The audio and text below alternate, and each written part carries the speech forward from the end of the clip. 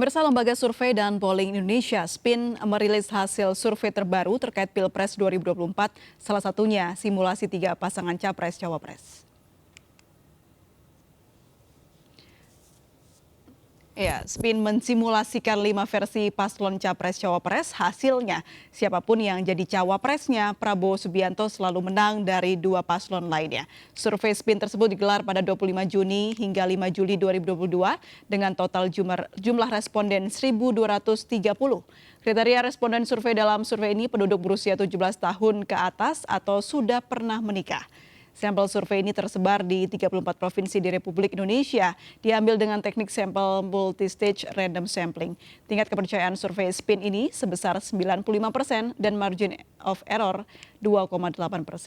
Teknik pengumpulan data dilakukan dengan wawancara langsung, kontrol kualitas 10% dari sampel.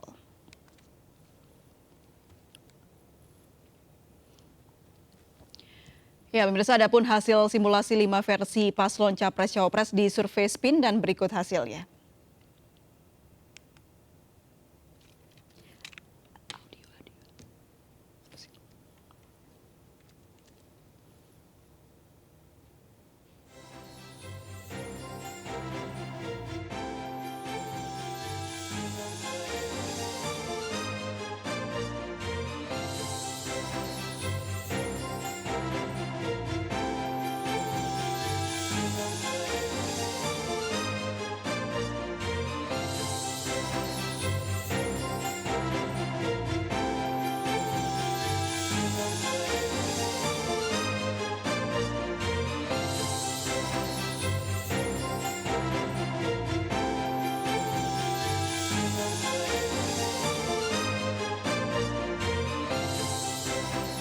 Dan pemirsa, untuk mengetahui lebih lanjut seperti apa analisa hasil survei Capres 2024, sudah bergabung bersama kami Bang Igor Dirgantara, Direktur Eksekutif Lembaga Survei dan Polling Indonesia atau SPIN.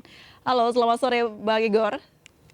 Selamat sore April, selamat sore pemirsa MNC ya. Baik, Bang Igor, ini yang menarik, SPIN sudah melakukan survei terkait bagaimana Capres yang disimulasikan berbagai tokoh ini. Nah, boleh diinformasikan seperti apa hasilnya secara detail?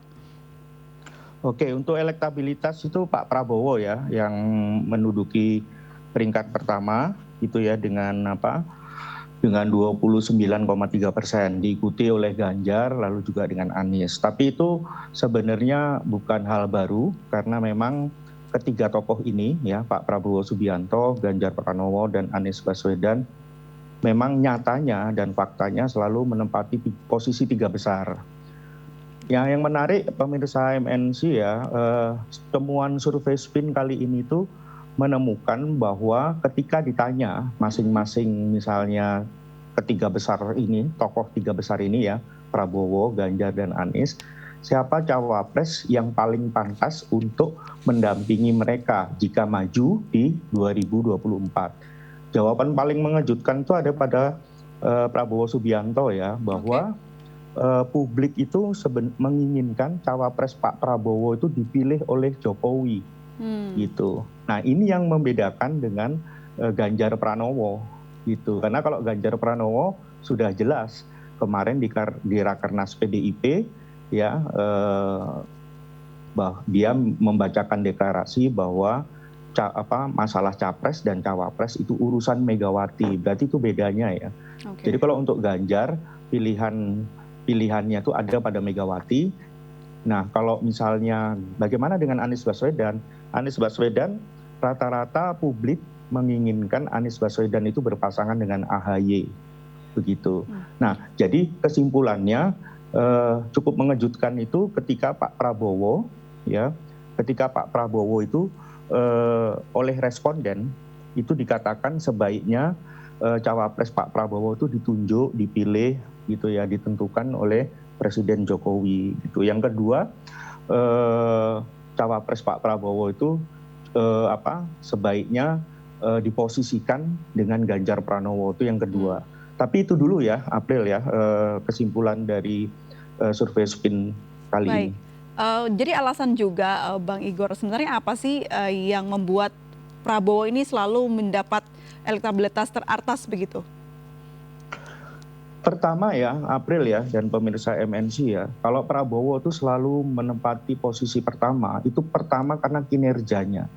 Kinerja. Jadi kalau misalnya pemilu-pemilu sebelumnya, itu pencitraan itu menjadi salah satu modal politik yang kuat. Sekarang sepertinya publik itu sudah jenuh, gitu ya, karena itu hal-hal kayak begitu itu sudah nggak bisa lagi gitu Oke. ya, Sudah tidak mempan menjadikan begitu ya Bang seseorang, Igor ya? ya tidak mempan, betul. Jadi kinerja itu menjadi salah satu acuan. Nah, kinerja Pak Oke. Prabowo, nah pemirsa MNC juga bisa melihat ya, kinerjanya selalu nomor satu tuh, dia juara terus itu ya sebagai Menhan. Justru ini menariknya, ketika dia menjadi Menhan, pemilih Jokowi itu potensi bermigrasi kepada Pak Prabowo Oke. gitu. Otomatis elektabilitasnya meningkat atau cenderung trennya itu naik gitu ya, walaupun sedikit demi sedikit, tapi tren Pak Prabowo itu naik terus gitu. Alhasil di survei spin kali ini Pak Prabowo juara ya, juara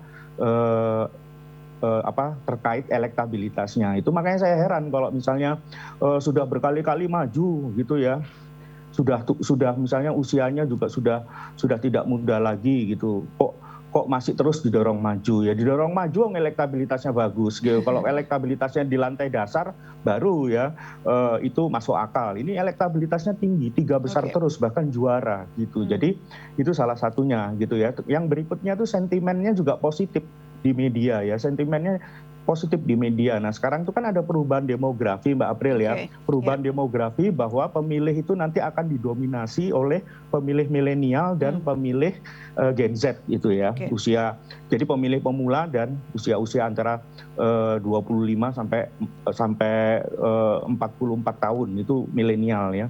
Itu perubahan demografi dan mereka tuh kan intinya itu kan sosialisasi politik mereka tuh selain di keluarga, peer group, itu juga di media sosial gitu. Nah ini menarik bahwa Pak Prabowo di berbagai survei juga dikatakan gitu ya akan dipilih oleh misalnya pemilih muda ini gitu. Baik. Itu juga Jadi salah bisa satu dibilang Pak sebab. Prabowo ini memiliki strategi yang beda daripada yang lain begitu ya, Bang Igor, yang Betul, membuat strateginya jadi sekarang kinerja. menonjol. Ya, kinerja. Nah, itu bedanya ya, terima kasih, itu bedanya juga dengan Ganjar dengan Anies. Oke. Kalau Ganjar, jadi elektabilitas Pak Prabowo itu intinya tinggi tanpa pencitraan, tanpa pasang baliho gitu. Oke. Nah, gitu. Nah, jadi nggak pansos gitulah ya Pak Prabowo. Baik. Kira-kira begitu kenapa Oke. elektabilitasnya tinggi. Baik, kita beralih bicara soal cawapres yang menarik tadi, soalnya disebutkan oleh spin siapapun cawapresnya tetap Prabowo yang memiliki elektabilitas paling tinggi. Lalu yang memiliki survei yang paling besar di antara cawapres yang sudah disimulasikan siapa ini? Cawapres yang paling besar ya, Ganjar kalau berpasangan dengan Pak Prabowo, yang kedua itu Puan, ya, yang kedua itu Puan, 10,3%. Jadi kalau itu tipis ya bedanya dengan Pak Ganjar.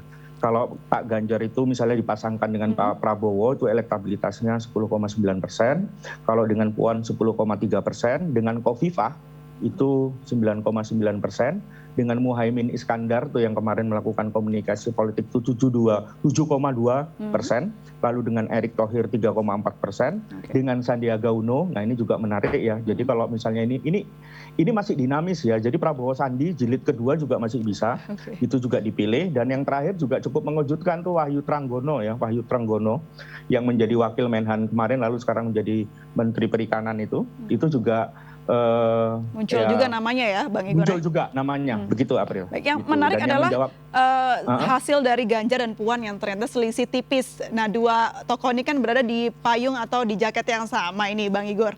Nah, analisanya apa? Kenapa dua tokoh ini? Apakah karena PDI Perjuangan di belakangnya? Karena kedekatan Pak Prabowo ya, baik terhadap Pak Jokowi dengan juga Ibu Megawati, begitu juga dengan Puan. Tetapi PDIP itu kan apa kata Ibu Mega gitu ya, yang menentukan itu kan nanti Ibu Mega gitu. Dan Ibu Megawati itu nggak percaya survei gitu, jadi dia percaya bahwa kredibilitas partai politiknya tuh dibangun berdasarkan kadar politik. Itu masuk akal ya. Pak Jokowi itu dicalonkan menjadi Gubernur Pilkada DKI 2012 itu dengan elektabilitas 4%, itu 4 bulan sebelum misalnya dia dipasangkan dengan Ahok dan terbukti menang. Jadi Ibu Megawati itu konvensional, jadi nggak percaya dengan survei-survei yang menempatkan Ganjar tuh nomor satu segala macam gitu, itu dia nggak percaya. Nah, otomatis misalnya Puan Maharani juga berpeluang. Nah, tapi kalau pertanyaannya Mbak April tadi kok bisa ya? Ya karena memang kalau kita pemirsa MNC masih ingat 2009 itu ada perjanjian batu tulis, yaitu pasangan Megawati Prabowo itu cukup kuat. Koalisinya juga dahsyat, bahkan mampu mengantarkan Jokowi Ahok menjadi gubernur tahun 2012. Itu ingin dilanjutkan. Jadi perjanjian itu masih berlaku. Nah, apakah bisa jadi perjanjian batu tulis di dua itu ya? Misalnya Ibu Mega menempatkan Puan Maharani menjadi cawapres Pak Prabowo, intinya harus mendukung Maharani. Masih wilayah gelap ya, saya nggak bisa memprediksi karena ada yang bisa dikontrol dan ada yang tidak bisa dikontrol, kan begitu ya. Oke. Bang Igor, apakah artinya berarti jikalau Bu Mega ya meskipun tidak percaya survei, kalau melihat angka ini berarti artinya mau Pak Ganjar ataupun Puan yang dicalonkan sebagai cawapres akan ada potensi yang sama untuk menang begitu ya? Betul, Mbak April. Kalau membaca data survei SPIN, berarti antara Ganjar dengan Puan itu nggak masalah gitu. Kalau dia dalam posisi menjadi cawapres Prabowo, itu selisihnya tipis gitu. Itu betul sekali, tepat 100%. Itu sama saja dengan PKB. Antara Khofifah dengan Muhaimin, Khofifah itu 9,9% kalau dipasangkan dengan Pak Prabowo. Sementara Cak Imin itu 7,2 gitu ya. Nah, dari sini Khofifah sebenarnya relatif lebih unggul gitu daripada Cak Imin. Tapi tetap di dalam kerangka margin of error yang realistis gitu ya, walaupun beda. Bicara soal realistis, Bang Igor, itu kalau misalnya PDI Perjuangan mau untuk mengisi cawapres ya, tapi katakanlah PDI Perjuangan yang kita tahu sudah partai besar, otomatis dia akan maju untuk capres begitu ya. Nah, kalau tidak ada Ganjar dan juga Puan, berarti Khofifah yang potensial untuk masuk menjadi cawapres Prabowo untuk potensi menang. Publik menginginkan sebenarnya Pak Prabowo tuh kalau misalnya dia kan kemarin melakukan komunikasi ya dengan PKB, makanya disebut koalisinya Kebangkitan Indonesia Raya. Itu publik lebih pas ke Khofifah karena dilihat dari segmen usia ya, lalu jenis kelamin, lalu juga dari latar belakang ya, nasionalis, agama. Pak Prabowo juga waktu Lebaran kemarin juga mengunjungi Ibu Khofifah, lalu juga melakukan roadshow ya, menemui ulama-ulama NU gitu ya. Cak Imin ini karena ketua partai PKB aja, tapi potensinya bukan tidak mungkin gitu ya. Nah, kita sebenarnya tinggal menunggu ya bagaimana nanti Rakernas Gerindra akhir Juli atau awal Agustus yang direncanakan atau diprediksi akan mendeklarasikan Pak Prabowo sebagai capres, dan mungkin juga akan terkuak tuh sedikit-sedikit nama-nama yang misalnya ada di kantong Ketua Harian Gerindra saat ini, Sufmi Dasko, itu siapa aja namanya. Tapi dari survei SPIN ini saya yakin sih nggak meleset gitu ya, maksudnya kalau meleset dikit gitu. Nama-nama ini ya akan muncul nama-nama di itu yang tadi saya sebutkan. Betul. Ganjar, Puan, Khofifah, Muhaimin, Erick Thohir, Sandiaga. Kita lihat seperti apa Rakernas Gerindra, tapi kita harus ngobrol juga nih yang juga menarik dalam survei ini, itu partai politik yang juga punya survei dari SPIN. Kita akan jeda terlebih dahulu, pemirsa tetap bersama kami di MNC News.